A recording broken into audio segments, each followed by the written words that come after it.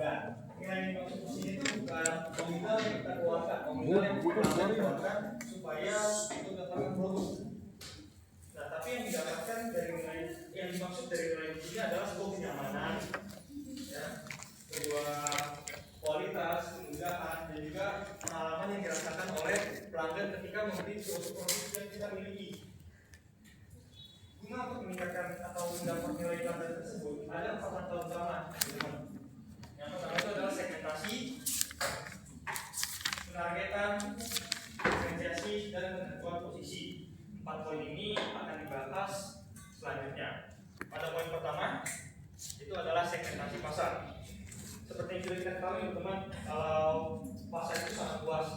Ya, di Indonesia itu terdiri banyak pulau, ada pulau yang memang dari geografis itu penduduknya sedikit, ada yang penduduknya banyak, dan juga keberagaman budaya. Nah, sehingga perusahaan itu perlu membagi menjadi segmen-segmen yang lebih kecil. Di sini saya harap teman-teman sudah paham ya maksud dari segmen itu sendiri apa ya. Jadi ini lebih ke pembagian dari sebuah market yang memang luas teman-teman. Nah, ada 4 topik segmentasi penting ya. Yang pertama itu segmentasi pasar konsumen, segmentasi pasar bisnis, segmentasi pasar bisnis internasional, dan yang terakhir adalah gimana sih kita sebagai perusahaan supaya kita itu gak hanya kasih jual produk secara massal aja, tapi kita tuh bisa memberikan nilai yang baik bagi pelanggan sehingga produk kita dicintai oleh pelanggan. Teman-teman tahu poinnya? Ya saya harap dapat ya. Oke, next. Nah, pertama adalah segmentasi pasar konsumen. Segmentasi pasar konsumen sudah pasti kita berfokus pada subjeknya konsumen. Nah, pada variabel-variabelnya itu bisa dilakukan kombinasi, tidak hanya menggunakan satu variabel. Nah, variabelnya itu apa aja? Yang pertama adalah nanti dulu ya, ada yang geografis ya.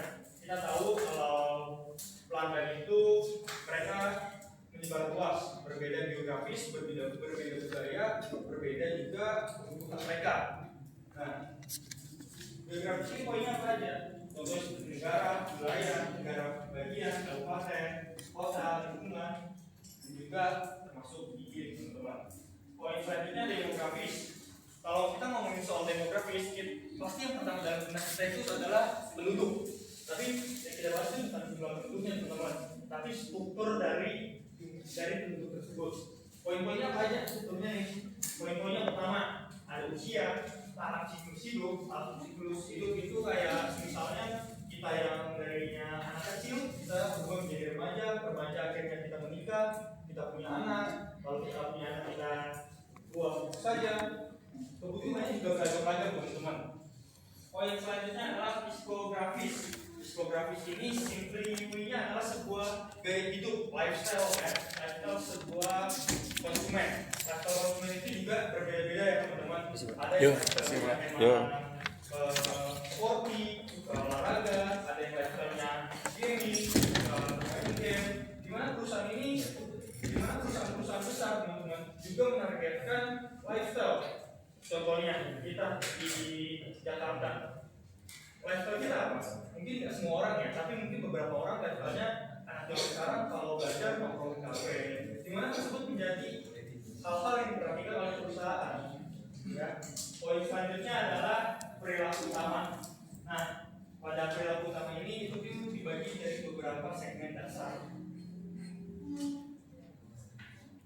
Oke, sedikit informasi ya. Kalau perilaku ini kita membahas seperti sikap, pengetahuan, apa yang diketahui oleh konsumen, dan juga yang penting adalah reaksi dari konsumen terhadap suatu hal. Nah, segmentasi perilaku itu didasari oleh segmentasi kesempatan. Itu adalah suatu waktu tertentu di mana konsumen membeli atau menggunakan produk. Teman-teman mungkin agak bingung ya pada poin ini ya. Pada poin kesempatan ataupun juga occasion ya. Jadi poin ini tuh konsumen itu membeli sesuatu itu karena ada suatu event gitu. Contohnya pada waktu Natal.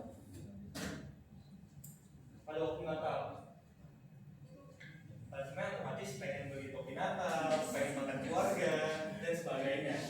Nah, poin berikutnya segmentasi perilaku itu didasari oleh segmentasi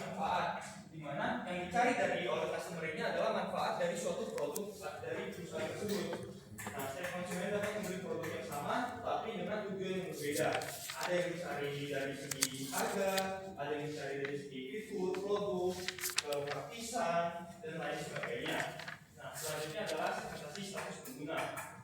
Status pengguna. Segmentasi ini digunakan perusahaan untuk mengetahui status dari pengguna produk mereka. Apakah mereka ini adalah apakah mereka ini pengguna baru, pengguna yang lama, atau pengguna yang juga tak aktif lagi.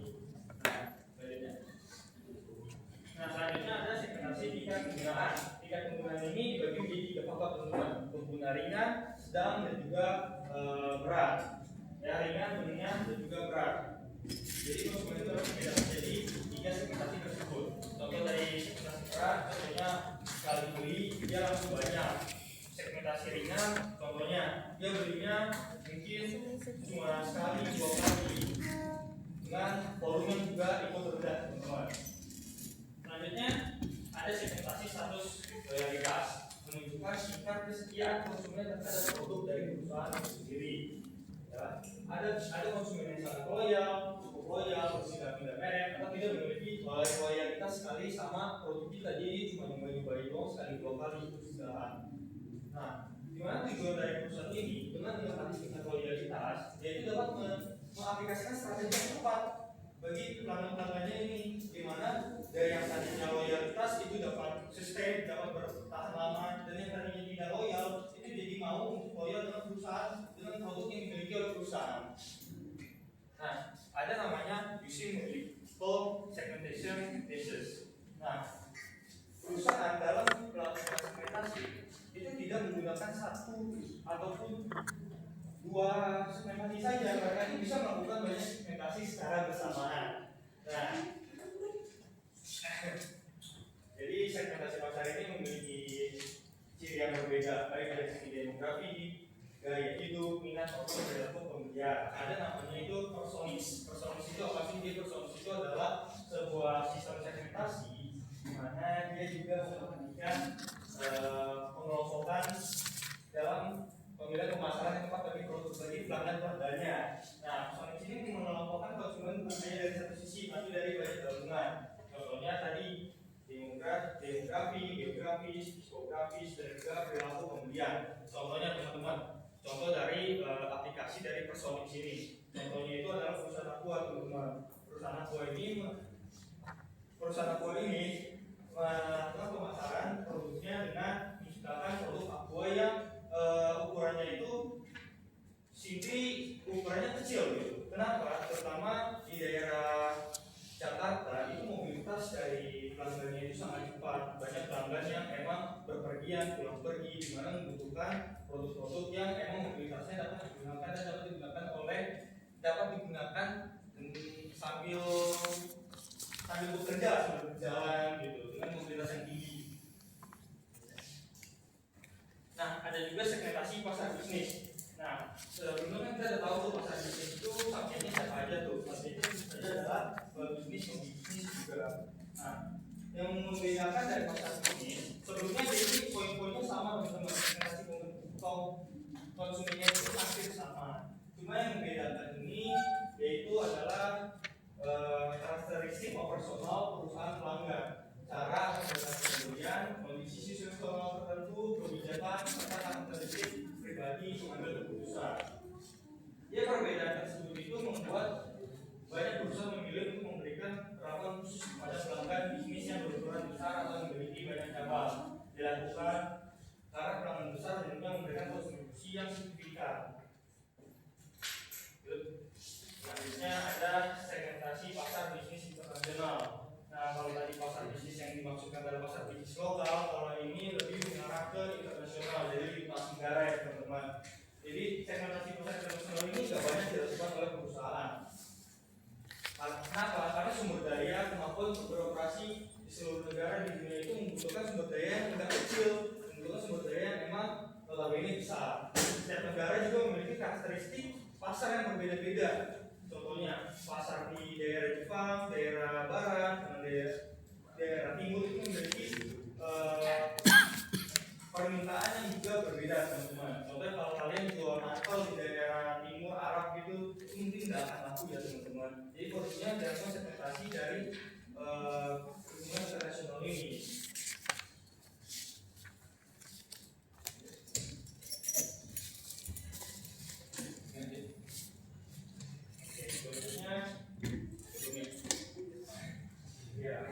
Jadi pada pasar bisnis internasional, segmentasi yang bisa dilakukan itu ada beberapa poin teman-teman.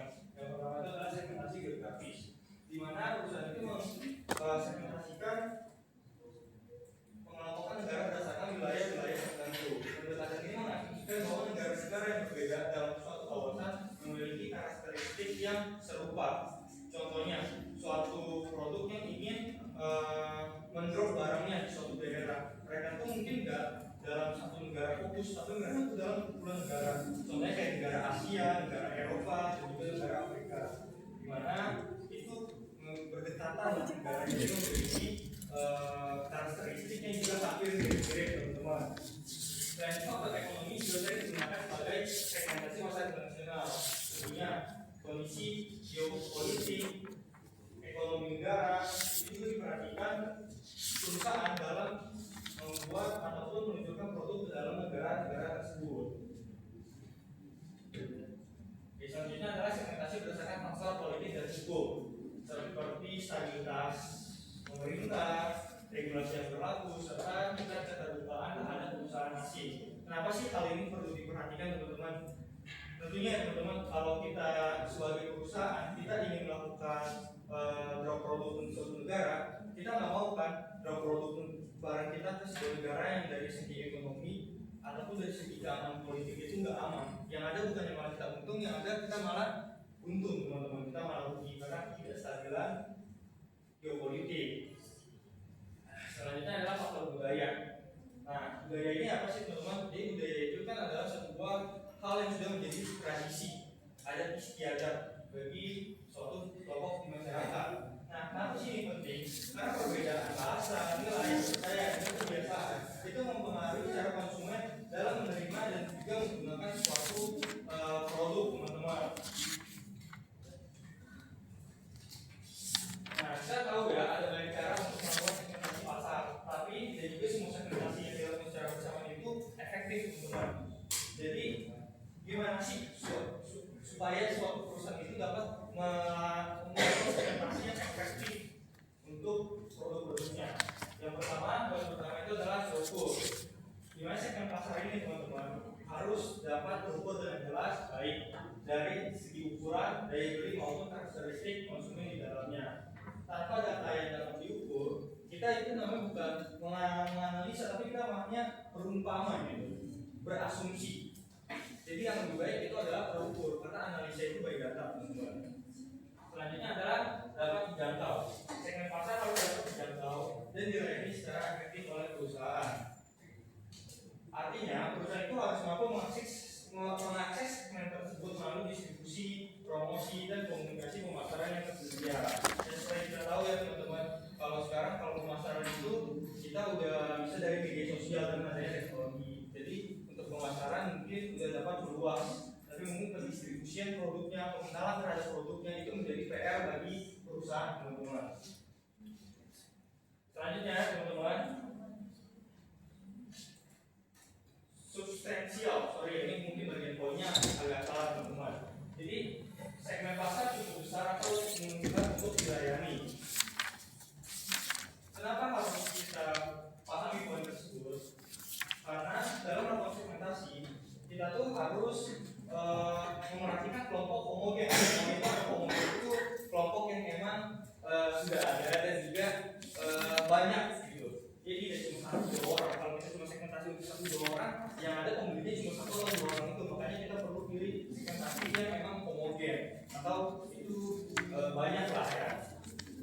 Jadi pada poin ini tuh segmentasi tersebut layak dikejar dengan program pemasaran yang disesuaikan dan segmen pasarnya dapat dipertahankan dalam waktu jangka yang panjang. Selanjutnya ada dapat dibedakan. Segmen tersebut secara konseptual dapat dibedakan dan merespon secara berbeda terhadap berbagai elemen dan program-program pemasaran. Misalnya, segmen tersebut merespon dengan cara yang sama. Mereka tidak perlu pemisahan segmen. Jadi segmentasi itu harus bisa misalkan dari bagaimana orang-orang itu merespon. Contohnya segmentasi dari demografis, gender. Misalnya gender cowok cewek itu timbal baliknya atau cara mereka merespon itu sama. Nah, maka segmentasi itu nggak perlu dipecah. Nah, makanya karena segmentasi untuk pria dan cewek itu berbeda, makanya itu menjadi sebuah segmentasi gender. Selanjutnya dapat dilayani atau ditindaklanjuti. Ya. Jadi perusahaan harus memiliki sumber daya dan kemampuan yang sesuai dengan pemasaran mereka, teman-teman, dengan strategi pemasaran mereka. Segmentasi akan efektif jika diikuti dengan tindakan nyata. Jika kita segmentasikan suatu hal, teman-teman, tapi tidak didukung dengan sumber daya ataupun kemampuan perusahaan untuk melayani segmentasi tersebut, sama aja, itu percuma. Makanya perusahaan itu harus mengimbangi dari segi kemampuan perusahaan dengan segmentasi yang dipilih, teman-teman.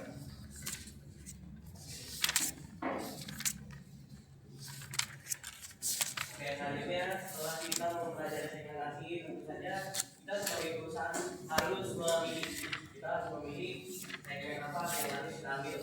Ini tuh makanya itu merupakan target tadi. Nah, ini apa sih? Kita proses memilih segmen pasar setelah dilakukan segmentasi. Nah, sebelum kita memilih suatu segmen, kita tentunya perlu menganalisis suatu pasar tersebut. Jadi itu maksud evaluasi. Setelah evaluasi baru kita memilih. Jadi kita mengevaluasi segmen pasar. Dari sini kan evaluasi itu merupakan suatu proses menilai dan menganalisis apakah perusahaan itu layak masuk ke pasar tersebut atau tidak, menguntungkan atau tidak. Dan mengevaluasi pasar kita memiliki tiga indikator yang harus kita analisis. Yang pertama itu adalah ukuran dan pertumbuhan segmen, kedua daya tarik keluar dari segmen, yang ketiga tujuan dan sumber daya perusahaan. Ukuran dan pertumbuhan segmen. Jadi kita tuh sebagai perusahaan ini harus membatasi diri kita ya. Kita tuh pengen jumlah konsumennya itu berapa? Kita pengen berapa cepat perkembangan suatu pasar tersebut. Jadi kita menyesuaikan dengan perusahaan kita maunya bagaimana. Jadi kita tidak melakukan gitu. Kalau terlalu banyak konsumen, kita kan bisa main sendiri, sumber daya yang tidak ada. Nah, sini ada kondisi ukuran yang pertumbuhan. Perusahaan ingin segmen pertumbuhan tepat, pertumbuhannya tepat gitu. Jadi kita memilih pengen tepat. Tapi kita sendiri tuh nggak tahu apa bagaimana kita mengukur perusahaan kita sendiri itu maunya seberapa gitu. Jadi mereka itu masih subjektif ya kalau menurut saya. Kedua, perusahaan kecil tidak ada keterampilan sumber daya. Jadi dia tidak bisa memilih segmen yang terlalu besar. Seperti yang saya bilang tadi, kita bisa modal punya 1 juta doang. Kita pengen masuk ke pasar atau segmentasi pesawat, kira-kira bisa kan? Bisa kan? Nah, kalau misalkan masuk ke pesawat itu kan butuh modal ratusan juta, dan bahkan mereka tuh ada beberapa perusahaan yang besar banget buat mereka sendiri, jadi kita sulit masuk sana. Nah, solusinya itu apa? Kalau misalkan kita punya modal kecil atau sumber daya kecil, kita bisa masuk ke segmen lebih kecil. Seperti kalau misalnya 100 juta, kita masuk ke minuman gitu, misal segmen minuman. Oke, lanjut. Terus dari tadi keluar segmen. Jadi ini tuh bisa menarik pasar di perusahaan itu kondisi persaingan dan struktur industrinya. Jadi sini ada faktor-faktornya. Yang pertama itu segmen kurang menarik. Nah itu menurut perusahaan itu segmen kurang menarik karena perusahaannya itu terlalu kuat. Dan juga bisa kalau pendatang baru udah masuk banget, berarti padat banget tuh pesaingnya. Dan juga pesaingnya padat berarti itu pasar yang nggak terlalu worth buat diperjuangkan gitu oleh perusahaan. Nah, juga banyak produk ganti. Kalau misalnya kita harus punya produk teh botol, dan teh botol nih di sampingnya ada siapa kan? Tahu nggak merek teh yang selain teh botol? Nah, ya Segulas. Nah ini kita bersaing sama dia. Nah ini kita bersaing. Dan kita cari pasar lain yang memiliki produk kita itu punya sendiri gitu, dan berbeda dengan produk lainnya. Dan juga yang kedua, kekuatan tawar menagih yang tinggi. Jadi mereka bisa menekan harga. Tapi kalau misalkan belinya banyak, penjual sedikit, penjual banyak, belinya sedikit. Nah kalau pembelinya sedikit kan mereka bisa jadi seperti raja gitu. Jadi kalau jadi lu mau beli nggak gitu, turunin harganya nggak? Kalau nggak turunin harganya, gua mau beli nih gitu. Nah sini kalian pemasok yang kuat mempengaruhi harga kualitas. Jadi misal penjualan sedikit, pembelinya banyak, kan seperti yang kita tahu sekarang seperti minyak itu sebenarnya ya, minyak itu kan kalau seperti penjualan turun kan inflasi harga itu ya, mereka bisa menentukan harga produknya itu suka mereka suka banget sih, tapi mereka bisa menentukan sesuai dengan mereka gitu. Dia lanjut. Terusnya tujuan sumber daya. Terus harus melihat arah yang ingin dicapai dan kemampuan yang dimiliki sebelum membiasakan ke pasar. Seperti saya bilang tadi, kita harus mau sesuatu, kita harus berkemampuan untuk mendapatkannya. Jadi nggak boleh minta yang besar-besar, tapi saya nggak ada effort sebenarnya. Lalu berapa segmen yang menarik berarti tinggalkan tidak sesuai dengan tujuan jangka panjang perusahaan dan perusahaan mungkin tidak dapat memiliki keterampilan dan sumber daya yang dibutuhkan untuk berhasil segmen yang menarik tersebut. Jadi kayak gini, misal tujuan jangka panjangnya itu kita pengen tampil gitu, kalau misalkan tidak sesuai gitu segmennya dengan tujuan kita, ya kayak aneh nggak sih? Kita mau tujuannya begini tapi arahnya malah ke sana. Juga sumber dayanya, sumber daya harus dipenuhi juga. Ya. Kayak belajar. Kasih saya kan daripada bang. Terus setelah itu kita baru memilih, mulai evaluasi, analisis itu bagian-bagian ukuran dan seterusnya, lalu kita masuk ke pemilihan. Dari itu kita memilih hari pasar. Pasar ada kalau pembeli dan kebutuhan ada yang sama. Kemudian tentang utama tidak memilih harga pasar. Jadi kita memilih pasar itu produk kita mau bagaimanakan itu seperti ini, katakan ini. Yang pertama itu masalah masal. Yang kedua masalah segmentasi, ketiga masalah kapasitas. Nah ini akan dijelaskan di slide selanjutnya. Ada masalah yang pertama. Masalah ini kita benar-benar menyampaikan segala perbedaan konsumen. Konsumen yang menargetkan seluruh pasar dalam satu penawaran. Jadi contohnya itu seperti lebih ke bahan baku seperti air mineral seperti aqua itu kan mereka nggak bisa mereka menjangkau seluruh segmen gitu. Lalu ada analisis juga ini masalah fokus pada keamanan lingkungan. Kalau misalnya nggak tahu kan seperti air, kita orang membutuhkan air, kita memenuhi kebutuhan air tersebut. Nah setelah itu kita ngapain? Kita nggak bisa ngapain lagi, kayak air ya air aja, nggak bisa ngapain airnya gitu. Jadi kita kesulitan berkembang mengembangkan produk tersebut. Yang kedua, susah memuaskan semua konsumen. Karena ini tuh jangkauannya luas banget, seperti semua segmen dicakup. Nah ini kan membuat nggak mungkin kita mendata semua konsumen ini apakah mereka puas atau enggak gitu. Jadi kita sulit untuk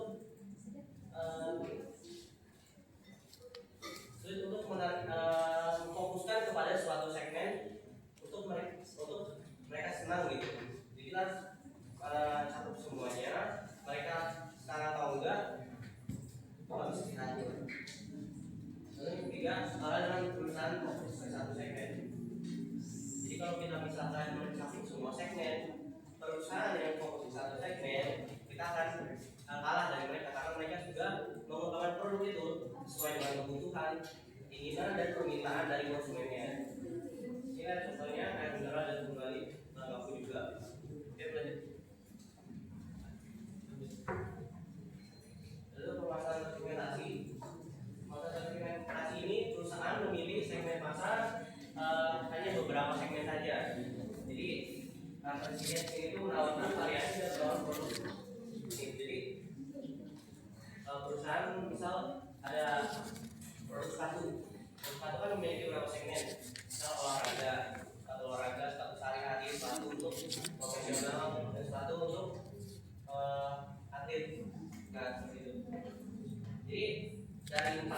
kita memilih 3 atau 2 segmen, sehingga itu tersegmentasi kita jadi bisa fokus ke 3 atau 2 segmen tersebut.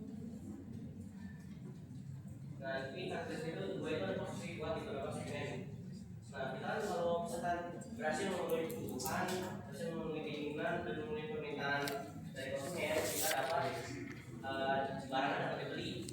Dan dari itu kita dapat mendapatkan jualan. Jualan itu otomatis akan meningkat. Yang ketiga, karena kita memiliki 3 segmentasi sekaligus, itu akan membuat kita menyesuaikan produk kita dengan 3 segmentasi tersebut.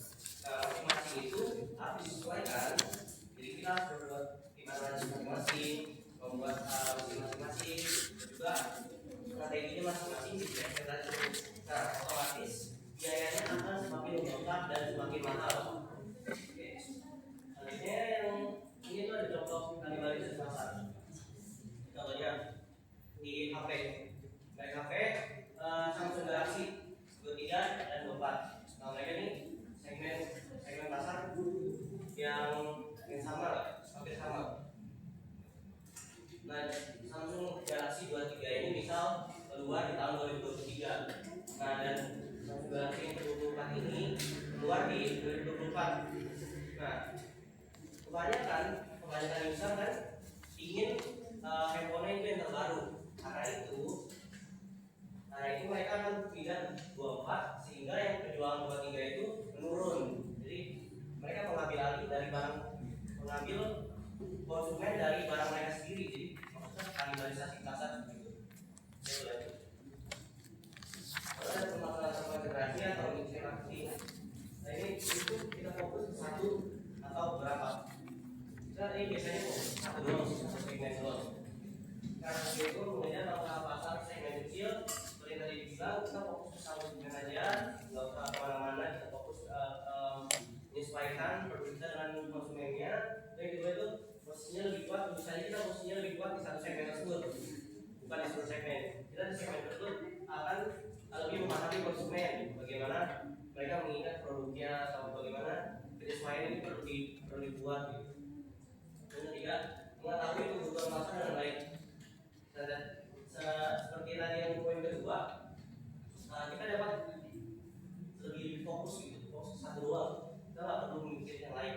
Misal kita ada ulangan, contohnya ya, misal kita ada ulangan matematika, bahasa Indonesia dan IPS. IPS itu kita segmentasinya di IPS. Nah, kita bisa fokus hanya ke IPS saja dan nggak usah mikir matematika dan bahasa Indonesia. Lalu ada masalah lebih efektif karena menargetkan konsumen yang sesuai. Karena terkonsentrasi, targetan konsumen itu bakal lebih sesuai karena kita menganalisis menunjukkan kebutuhan konsumennya sendiri, sehingga kita dapat tahu konsumen apa yang sesuai dengan produk kita. Sini ada satu pertanyaan, dilengkapi. Ini ada pasar 1 olahraga, ini ada 5 segmen, kita bilang segmen olahraga, segmen olahraga elit, segmen penggunaan sehari-hari, segmen fashion sport, dan segmen keluar biaya. Nah, maksudnya segmen olahraga ini kita aktif olahraga dan kualitas tinggi. Nah, itu ada merek Adidas menggunakan juga. Dan segmen olahraga ini juga Adidas juga menggunakan ya. Ketiga, segmen penggunaan sehari-hari Adidas juga ada. Nah, itu berarti Adidas termasuk apa?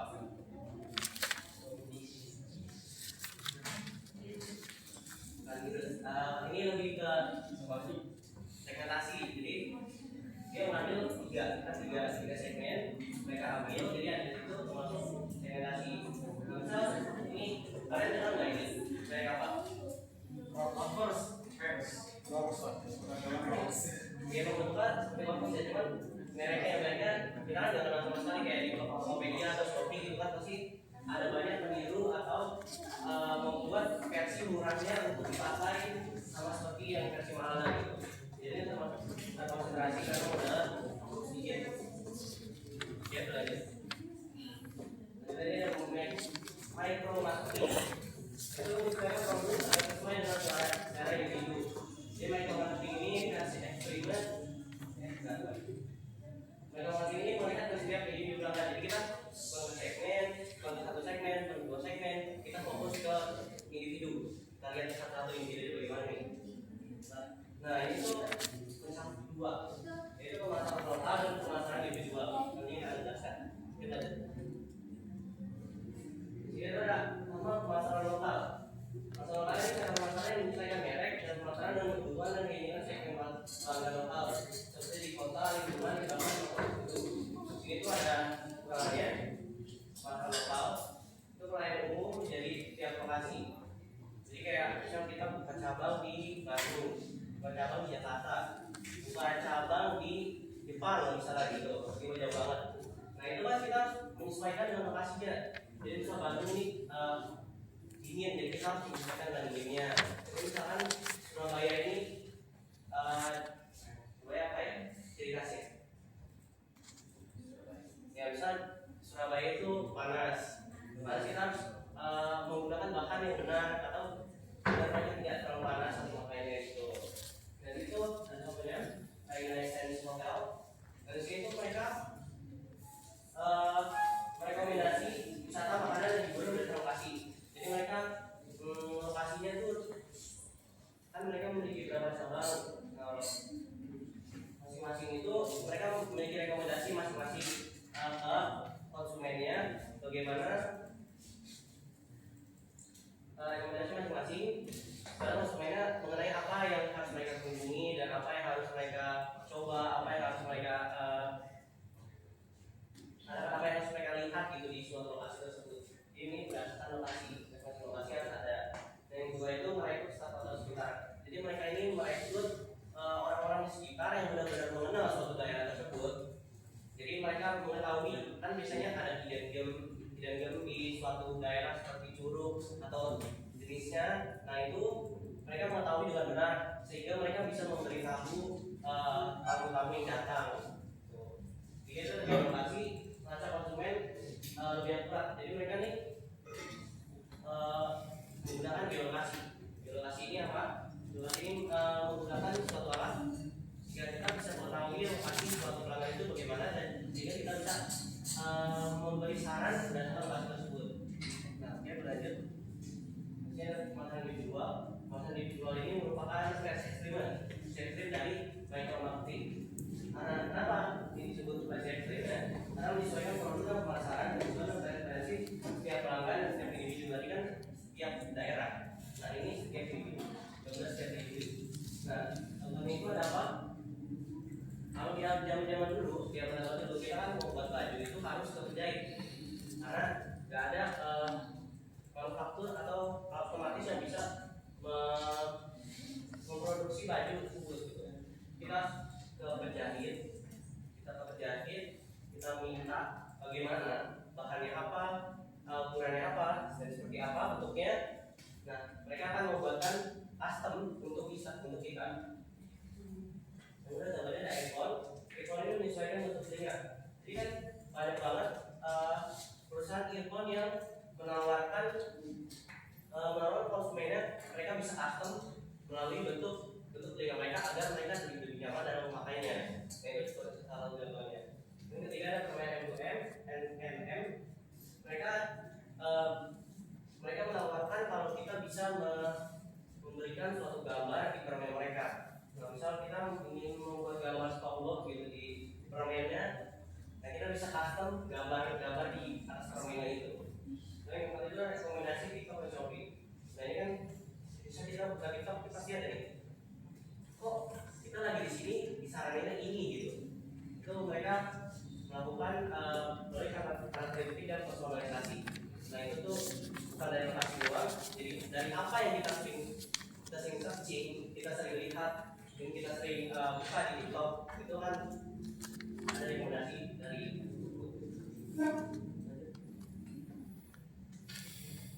selanjutnya kita memilih strategi pemasaran targetan. Targetan itu seperti tadi, komunikasi, diferensiasi, tidak terdiferensiasi.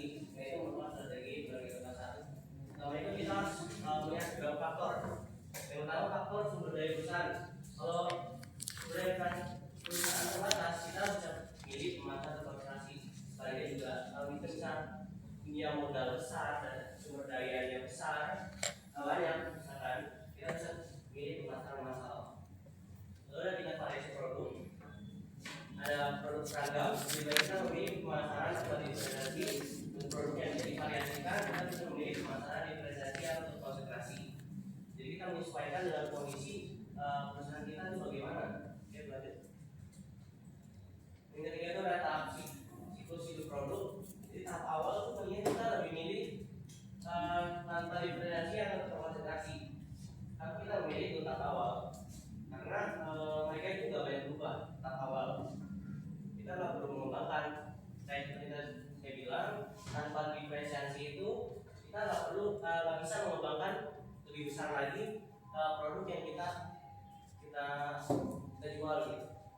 Jadi lalu ada matang lebih baik kita memilih diferensiasi atau konsentrasi. Yang keempat, variasi pasar. Konsumen memiliki selera yang sama, jadi kita lebih baik memilih tanpa diferensiasi. Jadi kalau mereka misalkan sukanya sama, kasihnya sama dan beberapa hal yang sama, kita lebih baik memilih tanpa diferensiasi. Lalu ada konsumen dengan selera bervariasi, kita lebih baik diferensiasi dan konsentrasi. Lalu yang kelima, strategi bersaing. Jadi kita harus bahasanya, kalau bahasa lainnya mengonter ya, mengonter pesaing kita. Jadi kalau misalnya pesaing kita menggunakan tanpa diferensiasi, kita bisa lebih untung dengan menggunakan konsentrasi.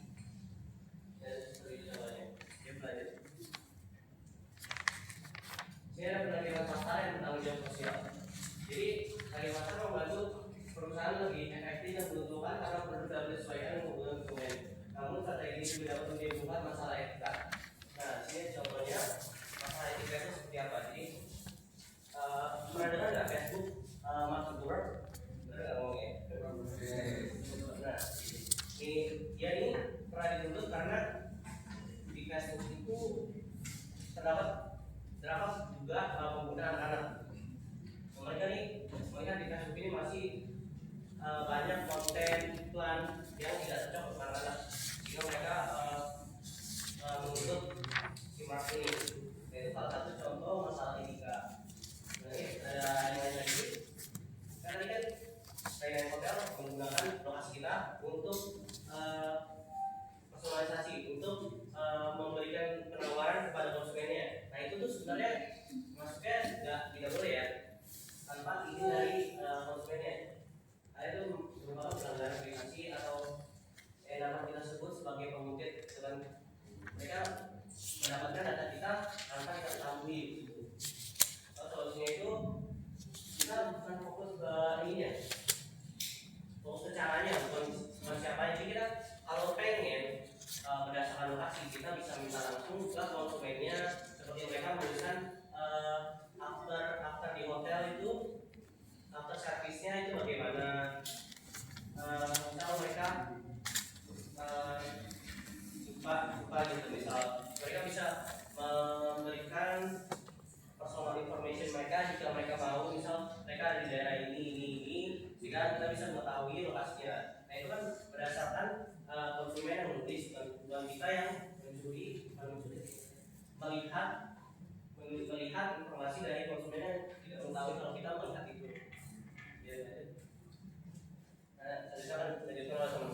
Ya, stop dulu, saya review.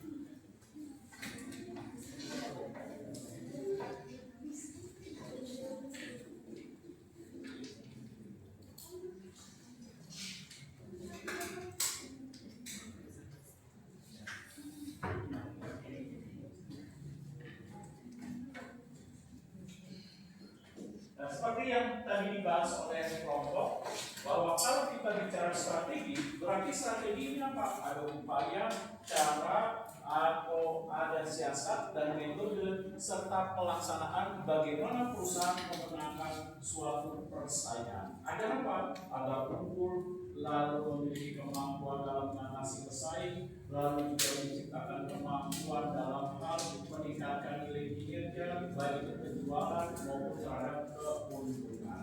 Sama seperti misalnya strategi pribadi seperti kalian mahasiswa.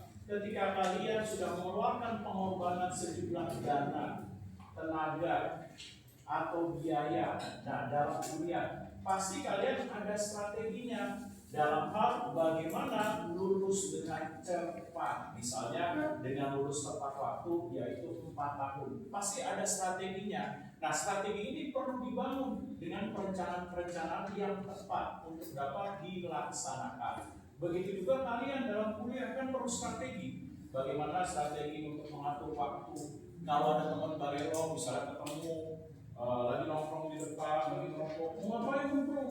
Kuliah, gue tahu isi otak lu, udah di sini aja nongkrong, banyak orang pintar, ada kuliah rajin-rajin masuk juga. Nilai gue tahu isi otak lu, cek paling, udah sini aja sama gue nih. Nah, dalam hal tersebut kita perlu untuk mengantisipasi. Nah, begitu juga strategi yang dibangun oleh perusahaan atau industri. Nah, oleh sebab itu, dalam membangun strategi orang punya impian sama seperti ini. Kuliah mengorbankan biaya puluhan juta, pasti ada impiannya.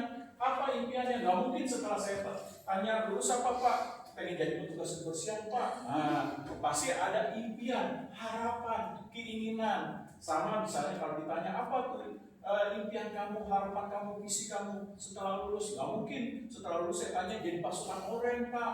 Nah, pasti ada keinginan, harapan yang menginginkan adanya hal yang lebih baik. Nah, begitu juga perusahaan pasti ada visi. Nah, dalam strategi harus ada visi. Nah, visinya apa? Bicara mengenai impian atau future masa depan yang ingin diraih. Nah, oleh sebab itu apa? Harus membuat suatu pernyataan. Nah, sama seperti kalian kuliah pasti ada pernyataan impiannya. Apa sih impiannya? Nah, setelah kalian berjuang, menghabiskan tenaga, biaya, waktu selama 4 tahun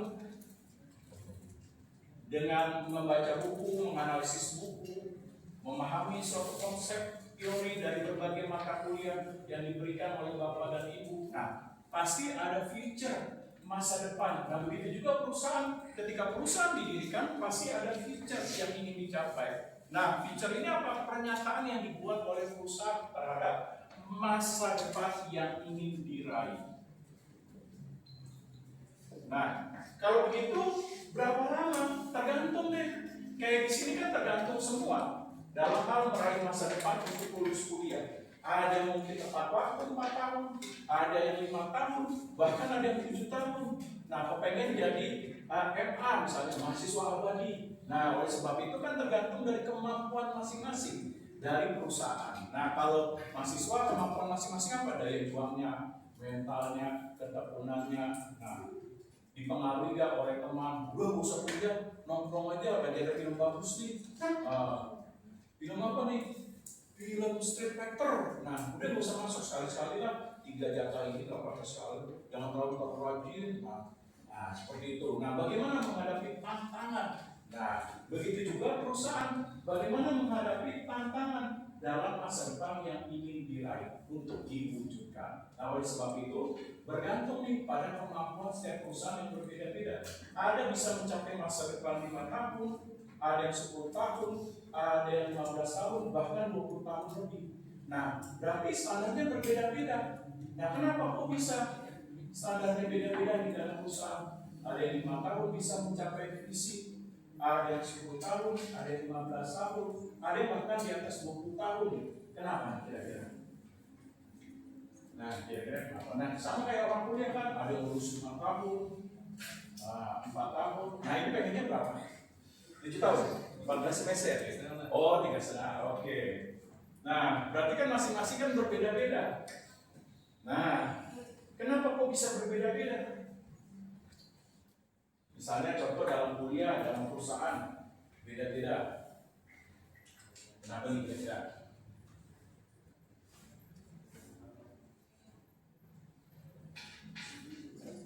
Karena ya mencapai masa depannya berbeda-beda. Sama seperti tadi saya ambil contoh ilustrasi ketika kuliah kan beda-beda, ada yang 3,5 tahun, ada yang 4 tahun, ada yang 5 tahun, ada yang 6 tahun, mungkin ada yang 4,5, 5,5, 6, bahkan ada yang betah sampai 7 tahun, 14 semester, sampai banyak pembimbing akademik bosan nasihatin, ayo cepet, bahkan dikasih surat perintah, nah sampai bosan misalnya penasihat akademiknya. Nah, kenapa kok berbeda-beda?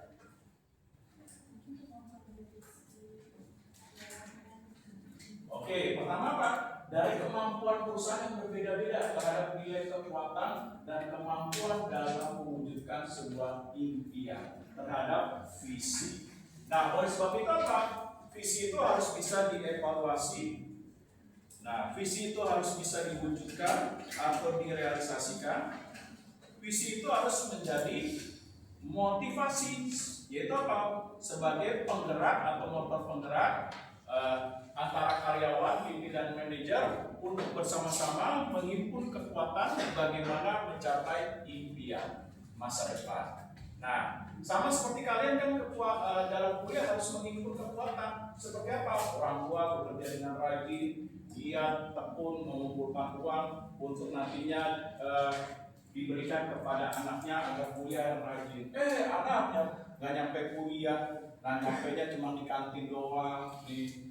Habis itu habis di kantin pulang lagi. Nah, habis itu nggak absennya di mall, di bioskop. Nah, berarti tidak ada kerjasama. Nah, itu apa?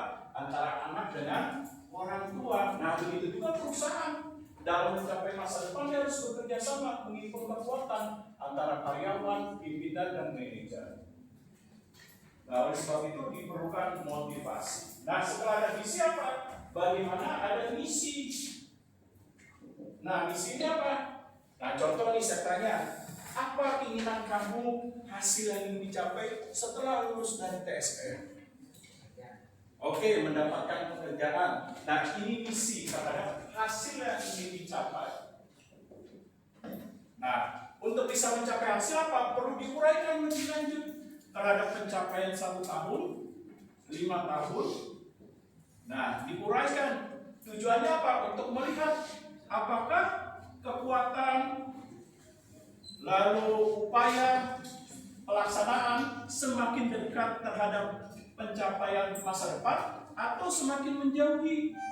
Nah, oleh sebab itu perlu untuk melihat hasil. Bagaimana melihat hasilnya?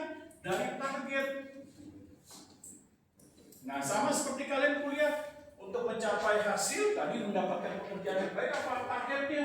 Bagaimana setiap kuliah dari semester 1, 2, 3, 4, 5, bagaimana targetnya? Jangan sampai targetnya setiap semester beda-beda tipis. Semester 1 1,8, semester 2 naik dikit 1,9, semester 3 2,1, kapan lulusnya? Nah, oleh sebab itu perlu bagaimana melihat pencapaian target ini semakin menjauhi impian apa mendekati. Nah, setelah misi, apa yang diperlukan? Menguraikan lingkungan. Nah, seberapa jauh lingkungan yang mempengaruhi? Sama seperti kalian kuliah nih, sejauh mana teman-teman kamu mempengaruhi? Kira-kira mempengaruhi negatif atau positif di dalam kuliah? Oke. Ada yang macam-macam nih, misalnya datang, gak usah kuliah, ini dulu nih, whisky sebotol, alah, sosok suci lu, minum dulu, ngapain belajar yang rajin, masih banyak orang pintar, itu tamatan SMA bisa jadi wakil presiden, udah usah rajin. Nah, bagaimana nih pengaruh terhadap lingkungan yang mempengaruhi? Nah, begitu juga tadi secara individu kalian kuliah, begitu juga dalam perusahaan, seberapa besar faktor lingkungan yang mempengaruhi terhadap upaya perusahaan untuk mencapai masa depan. Nah, lingkungan ini apa? yaitu terdiri dari lingkungan tadi mikro. Nah, lingkungan mikro itu apa? Lingkungan yang berada dekat di perusahaan. Seperti apa? Seperti pertama, perusahaan itu sendiri. Bagaimana perusahaan itu sendiri terhadap tujuan, sasaran, visi, misi, sistem yang dibangun, kebijakan, dan lain sebagainya. Nah, lalu apalagi sama seperti kalian lingkungan, bagaimana lingkungan pertemanan kalian, kepribadian kalian mental. Misalnya ada dosen yang super killer katakanlah. Nah, telah dikit mahasiswa kok disiplin.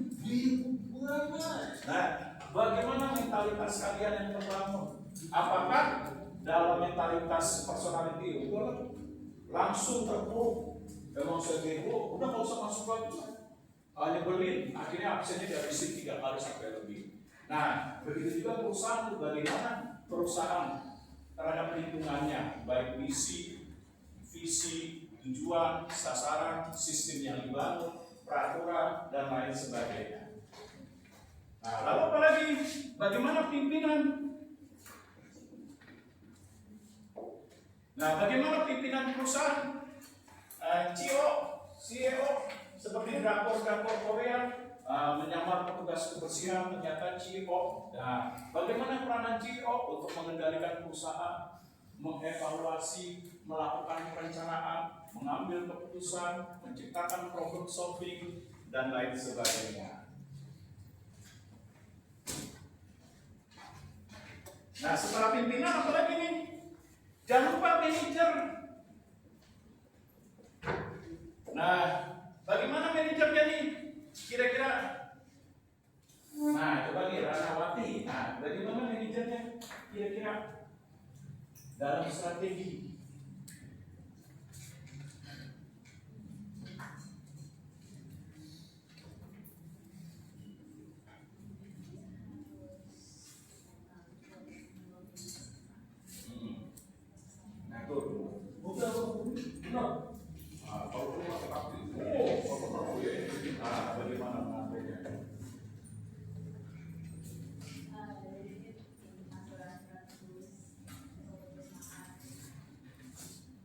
Oke, bagaimana manajer berfungsi dengan baik dalam strategi? Seperti apa manajer? Memberikan masukan, saran, kritik, melakukan kajian, menganalisis, nah sehingga mampu memberikan masukan dan saran bagi pimpinan atau CEO-nya atau direktur utamanya. Selain itu apa? Membantu direktur utama melakukan perencanaan, pengorganisasian, lalu melakukan leading, membantu dalam peran kepemimpinan, sampai kepada melakukan koordinasi dan komunikasi, dan juga keputusan dan evaluasi. Nah, sesudah itu apa? Lingkungan mikro selain manajer, karyawan. Nah, bagaimana karyawan? Nah, seperti saya misalnya, mohon maaf, punya karyawan saya seperti ini, gembul-gembul, doyan makan. Nah, bagaimana nih karyawannya? Misalnya contoh aja. Nah, bagaimana karyawannya kira-kira? Berarti yang harus saya perhatikan apa? Kalau gembul, doyan makan, kesejahteraannya tingkatin supaya rajin giat. Jangan nantinya ngantuk. Nah, dikit-dikit kasbon. Nah, berarti supaya rajin apa? Kinerjanya harus diperhatikan serta kesejahteraannya kayak bonus, insentif, gajinya, dorong kepuasan kerja, lalu ciptakan perilaku positif di tempat kerja kayak disiplin, loyal. Kalau disuruh misalnya, nih ada laporan baru, siapa? Nah, bagaimana upaya untuk menciptakan perilaku yang efektif di tempat kerja?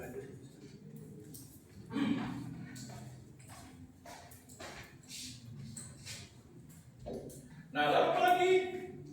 Jangan lupa konsumen. Nah, seperti misalnya contoh, saya strateginya berupa ingin membuka restoran. Pelanggan potensial saya seperti ini nih. Nah, doyan makan. Nah, apa yang perlu saya perhatikan nih? Nah, dalam lingkungan mikronya, kalau saya buka restoran, nah restorannya berupa misalnya masakan Chinese food. Nah, lalu pelanggan potensial saya ini, Nah, yang gemuk nih, yang lempar. Nah, porsinya harus besar. Porsi melebihi dari orang normal. Oke, rasa. Lalu apa lagi? Oke, kualitas seperti kebersihan. Itu apa lagi? Dike, betul. Wifi segala macam supaya tempat nyaman. Saya bisa mempengaruhi. Nah, kalau udah nongkrong, wifi dipakai, tawarin menu lain. Nah, supaya dapat untung lagi. Yang tadinya cuma makan capcay, tawarin lagi wifi. Belum kenyang, tawarin lagi susu. Nah, belum kenyang lagi, tawarin yang lain. Nah, apa? Misalnya alpukat, jus. Nah, lalu apa lagi?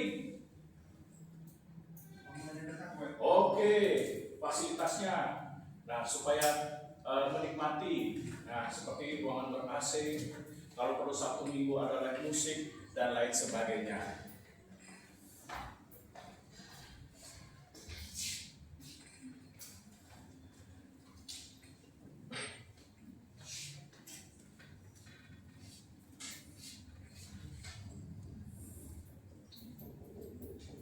Nah, melihat dari supplier, siapa yang menjadi supplier yang membantu dalam bisnis sebagai rekan mitra dalam penyediaan bahan baku yang diperlukan supaya proses bisnis berjalan baik dengan produk-produk yang dihasilkan. Nah, baru sesudah itu kita analisis lingkungan makro. Nah, makro ini apa? Lingkungan yang berada di luar perusahaan yang tidak bisa dikendalikan, tapi bisa diketahui, diantisipasi, dan perusahaan beradaptasi. Nah, supaya tidak memberikan dampak negatif. Nah, lingkungan makro itu terdiri dari apa nih? Pertama bisa ekonomi. Nah, bagaimana ekonomi? Seperti daya beli dari suatu konsumen. Nah, seperti bagaimana isi dompetnya tebel tipis, apakah isi dompetnya banyakkan 2000-an, 1000-an, gopean, nah, ataukah isinya gambar biru, gambar merah. Nah, bagaimana isi dompetnya, daya beli, pendapatannya. Nah, ini harus kita perhatikan dalam strategi. Nah, lalu apa lagi ekonomi? Pendapatan dari suatu masyarakat selain daya beli, bagaimana pendapatannya? Nah, lalu apa lagi dari ekonomi? Nah, bagaimana produktivitas dari warganya? Apakah warganya sudah banyak yang bekerja, masih nganggur, berapa banyak tunjangannya, tanggungannya, dan lain sebagainya.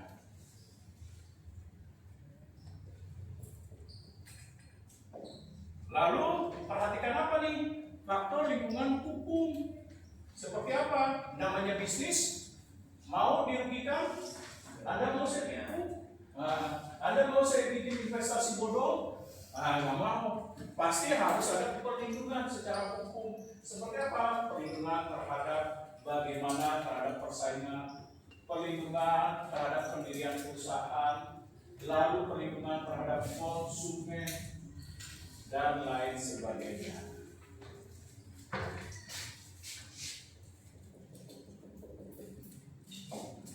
Nah, bagaimana politik? Seperti misalnya contoh, Anda mau bikin usaha bisnis pabrik, saya bom, saya rudal, saya basoknya hancur, nggak mau. Oke, sebab itu harus memperhatikan lingkungan politik seperti keamanan.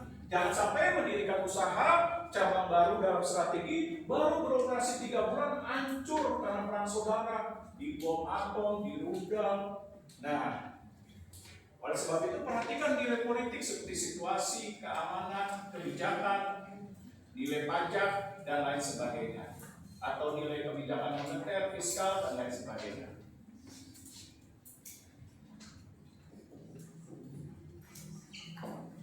Nah, bagaimana lingkungan sosial? Nah, terhadap nilai masyarakat. Bagaimana masyarakat mempengaruhi terhadap strategi pemasaran? Nah, ya. Seperti misalnya gaya hidup. Nah, bagaimana preferensi, motif. Nah, seperti faktor sosial, faktor keluarga. Nah, contoh. Misalnya apa nih? Faktor keluarga. yang mempengaruhi dalam strategi pemasaran. Kenapa McDonald's selalu menyediakan hadiah dari film-film animasi? Kalau di McDonald's paket ada hadiah tuh boneka animasi dari Disneyland. Kenapa? Karena untuk menarik konsumen keluarga. Walaupun anak-anak belum punya daya beli masyarakat, coba lihat ketika datang McDonald's, ya makan McDonald's, wah, makanya uang. Apa yang terjadi? Rontak nggak mau, guling aku. Kalau udah guling-gulingan apa? Orang tua kan nggak mungkin nggak tega. Anak buah dilihatin orang, nanti kalau ada pengunjung orang lain, bapaknya kayak nggak pernah ngasih makan enak, udah diomongin gitu kan nggak enak. Akhirnya mau nggak mau, bapaknya mutusin ya udah nak makan yuk di McDonald's. Nah ini dia.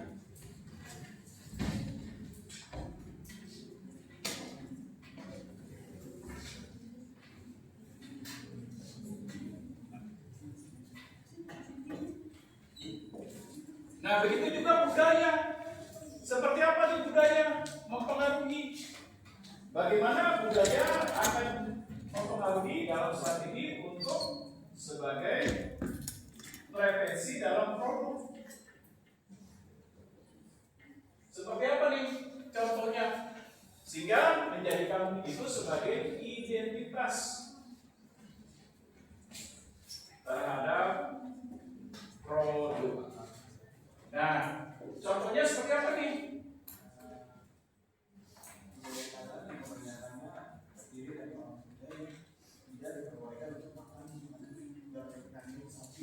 Oke, nah sehingga apa? Sehingga kalau McDonald masuk harus menggantikan menu daging sapi. Karena kenapa? Karena misalnya di Thailand lebih banyak mayoritas Buddha dan Hindu, di mana Hindu melarang makanan sapi karena mereka memiliki kepercayaan sapi itu apa? Binatang suci dari Dewa Wisnu. Nah, nggak boleh dimakan. Kalau dimakan apa? Kualat. Kalau kualat itu apa? Kalau menurut mereka ada karma. Nah, ini dia. Oleh sebab itu apa? Nah, dalam budaya strateginya dirubah. Seperti ketika memasuki India, Thailand, nggak ada daging menu sapi, tapi diganti daging ayam. Nah, dan lain sebagainya. Nah, setelah ini apa? Baik lingkungan makro dan mikro dianalisis. Dengan apa analisisnya? Dengan apa? Kira-kira nih, dengan suwe. Nah, dengan suap. Nah, apa itu suap? Nah, strategi apa? Bicara kekuatan.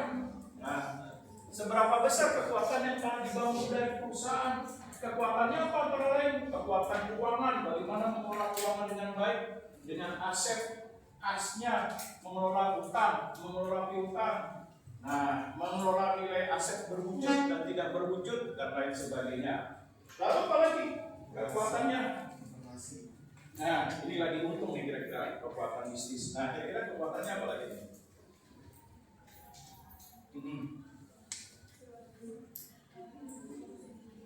Oke, selanjutnya bagaimana kekuatan nilai pemasaran yang dibangun seperti promosi? Sejauh mana promosi yang sudah dilakukan? Apakah hanya mengandalkan media cetak, media elektronik dalam bentuk iklan? Apakah dalam bentuk public relation, direct marketing? Lalu apa lagi? Personal selling, promotion sale, nah dan lain sebagainya. Nah seperti ini paling suka dia promotion, personal selling, apalagi pameran industri otomotif.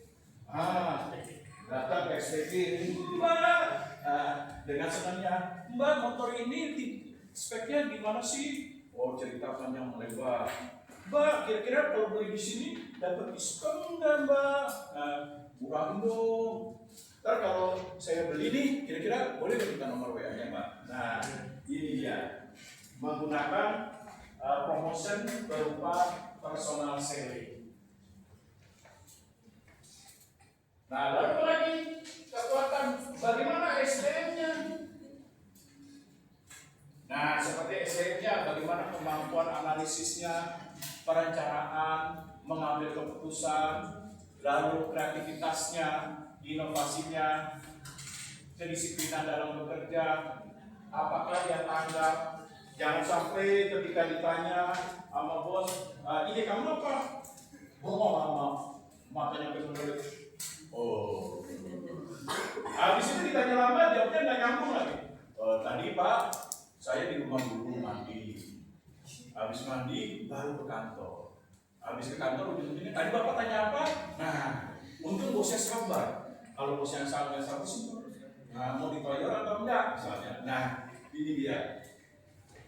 Bagaimana kekuatan SDM-nya terhadap kemampuan, keterampilan, kedisiplinan, etos kerja, tanggung jawab, dan lain sebagainya.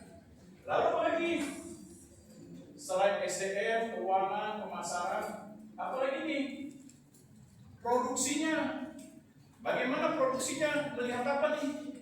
Produksi kira-kira. Nah, kalau misalnya saya pinjam, saya sebagai produsen laptop, bagaimana produksinya nih? Kira-kira kalau saya menghasilkan laptop, apa nih produksinya? Bagaimana kualitasnya? Seperti apa nih kualitasnya? Prosesornya, lalu apa lagi? Bagaimana memorinya, hard disknya, lalu apa lagi? Bagaimana fungsi tambahannya seperti portnya? Nah, bagaimana layarnya? Apakah layarnya sudah bagus? Misalnya dilihat depan bisa, samping oke, nah ini oke. Nah, ada yang bisa diputar, enggak bisa diputar. Nah, ada yang bisa diputar, ada yang bisa dilipat sampai ke bawah. Nah, bagaimana melihat dari kualitas yang ditawarkan? Nah, kalau dari produk, misalnya dari produksi, memperhatikan kualitas. Lalu apa lagi nih? Bagaimana memenuhi kuantitas? Seperti penawaran produk.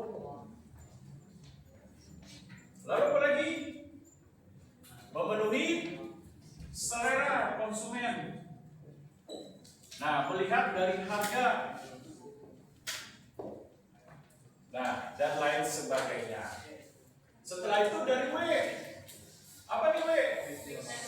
Melihat dari kelemahan. Apa kelemahan-kelemahan yang dimiliki perusahaan? Apakah kelemahannya dalam inovasi? Apakah kelemahannya dalam produksi? Ataukah kelemahannya dalam pemasaran? Dan lain sebagainya. Oh ya ini apa? Oh iya, perlu dibicara peluang-peluang yang masih bisa diraih.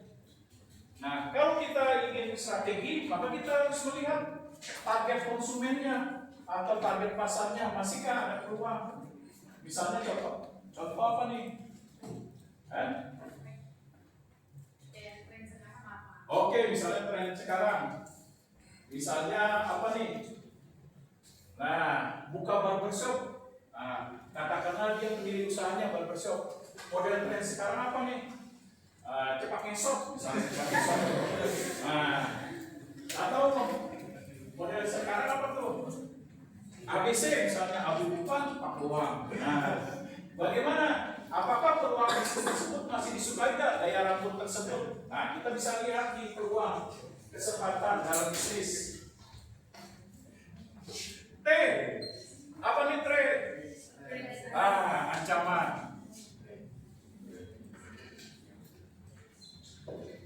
Nah, misalnya nih contoh, buka usaha apa? Bakso beranak. Nah, kira-kira ancamannya apa nih bakso beranak? Bukan, misalnya bakso beranak. Ancamannya apa nih? Bisa buka usaha bakso beranak. Apakah ada pesaingnya? Buka.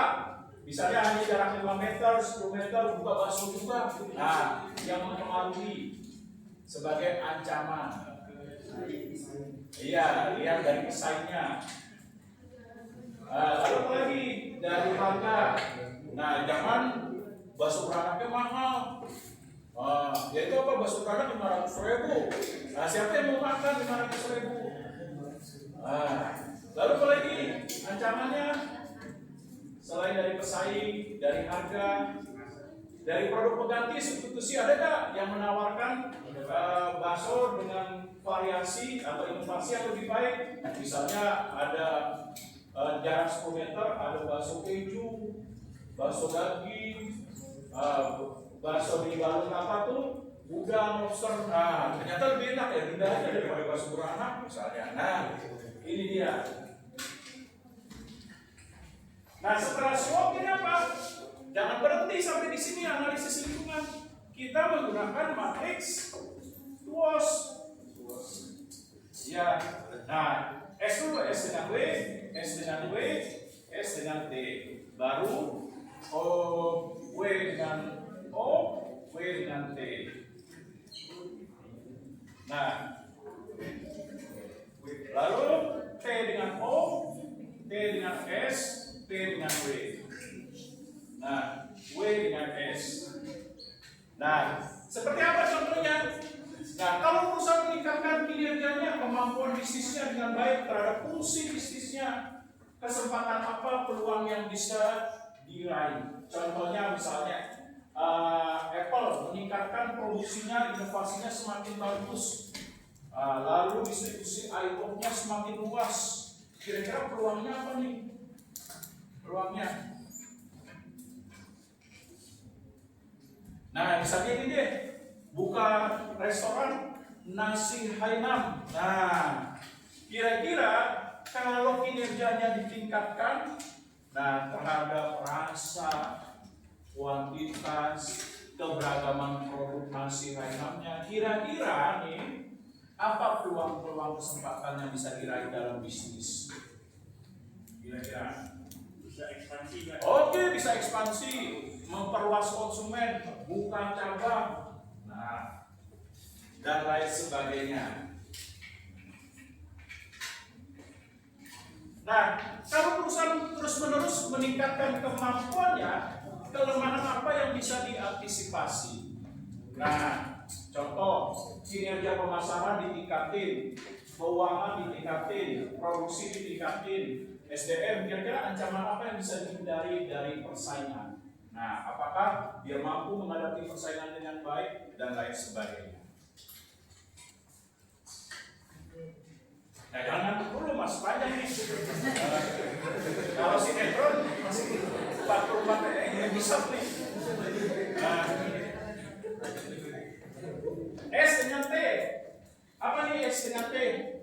Nah, kalau kinerja ditingkatkan, apa ancaman? Kayak ini nih, udah punya pacar, ditingkatin kinerjanya, tampilannya mulai bagus, rambutnya mulai modis. Nah, yang tadinya misalnya maaf, yang tadinya misalnya bocongnya sekarang berwarna misalnya.